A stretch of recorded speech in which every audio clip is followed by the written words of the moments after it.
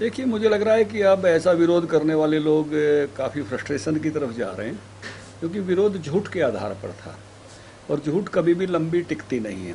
उनके पास कोई भी बात कहने के लिए नहीं है, कोई सुधार वो उसमें बताते नहीं हैं। वो तो एक ही बात कहते हैं कि भाई इसमें एक बात जुड़वा दो कि बाहर भी एमएसपी पे खरीदा जाएगा। इसके अलावा और कोई किसी की कोई मांग नहीं है, और ये मांग व्यवहारिक नहीं है। व्यवहारिक इसलिए नहीं है कि सरकारी खरीद होगी जब तो भाव ऊंचे जाएंगे, जब सरकारी खरीद बंद हो जाएगी तो नीचे आ जाएंगे, और जब सरकार वापस बेचेगी तो और नीचे आ जाएंगे। तो पूरे देश के प्रदेश के मार्केट को हमेशा कंट्रोल करके नहीं रखा जा सकता।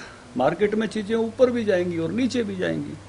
तो जब नीचे जाएंगी तो किसी व्यापारी को, मान लो अब हम बाजरा खरीद रहे हैं और हम 2150 के भाव में खरीद रहे हैं, और जब बाजरा हम वापस बेचेंगे तो हो सकता है 1500 आ जाए, 1400 आ जाए। तो जब वापस बेचेंगे तो बाहर किसान का बाजरा 2150 में क्यों लेगा व्यापारी? वो कहेगा मंडी में मुझे मिल रहा है 1400-1500 के भाव में, तो मैं बाहर क्यों लेने जाऊंगा? और मैं उस पे रेट से कम रेट पे अगर किसान का लेऊंगा तो मुझे सजा हो जाएगी। तो उसके घर में अगर 10 क्विंटल 15 क्विंटल बचा हुआ है तो उसको बेचना ही मुश्किल हो जाएगा। इसी तरह से मान लो सरसों है, हम खरीदेंगे जब महंगी होगी। सारी सरसों का हम तेल भी नहीं निकालते, 1 लाख क्विंटल का निकालते हैं, बाकी वापस मार्केट में देते हैं, क्योंकि सरकार तो सरसों बाजरा इसलिए खरीदती है कि किसान को भाव मिल जाए, उसका घाटा उठा के भी बेचती है। धान और गेहूं इसलिए खरीदती है कि बफर स्टॉक रहे और राशन की दुकान पे बटे। लेकिन सरसों और बाजरा तो केवल किसान को भाव देने के लिए खरीदते हैं। तो जब वो वापस बेचते हैं तो मार्केट डाउन आती है। तो सारी मार्केट को आप हर समय कंट्रोल करके नहीं रख सकते। भारत में, किसी भी देश में, वो तो अप डाउन होगी ही होगी। तो जब अगर ट्रेडर सस्ता दे रहा है और आपने एक शर्त लगा दी तो किसान उसमें से उलझ जाएगा, उसका तो फिर बिकेगा ही नहीं। तो ये बात कहने में जितनी सुंदर है, व्यवहार में उस प्रकार की नहीं है। सरकार तो एक ही जिम्मेवारी ले रही है कि भी जैसे हम पहले एमएसपी पे खरीद कर रहे थे वैसे ही एमएसपी पे सरकारी खरीद चलती रहेगी। और ये जो बात दूसरी कह रहे हैं इसमें कोई व्यवहारिकता नहीं है।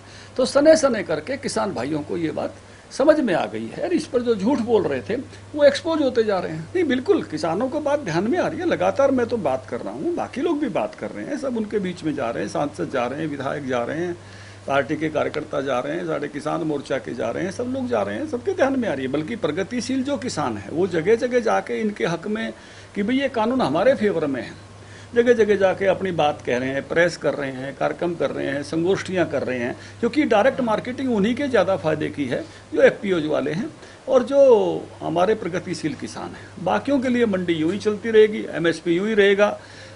झूठ कांग्रेस की खुलती जा रही है कि भाई ये झूठ बोल रहे थे, अब तो एमएसपी पे खरीद हो रही है, अब तो बाजरा और जीरी खरीदी जा रही है।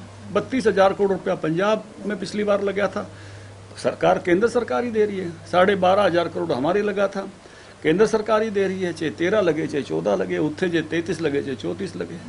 बाजरा पिछली बार 650 करोड़ में खरीदा गया था, इस बार 600-700 करोड़ लगे। तो सरकार खरीद कर रही है। तो ये जो झूठ बोल रहे थे एमएसपी पे खरीद नहीं होगी, खरीदेंगे नहीं, वो सारी की सारी झूठ की पोल इनकी खुल गई है। प्रचार प्रचार का उपचुनाव का नमूना तो आपने देखा है जींद में, सब लोग लगते हैं, सारी पार्टियां वही लगती हैं, सारा मीडिया भी वही होता है।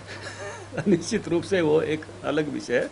लेकिन इस विषय पे भी, किसान वाले विषय पे भी 14-15 लाख जितने भी किसान परिवार हैं, हम उन सब किसान परिवारों तक जा रहे हैं। एक चिट्ठी प्रधानमंत्री जी के नाम धन्यवाद की लिखवा रहे हैं, और एक जो है पत्रक भी पहुंचा रहे हैं कि ये इनकी सच्चाई क्या है।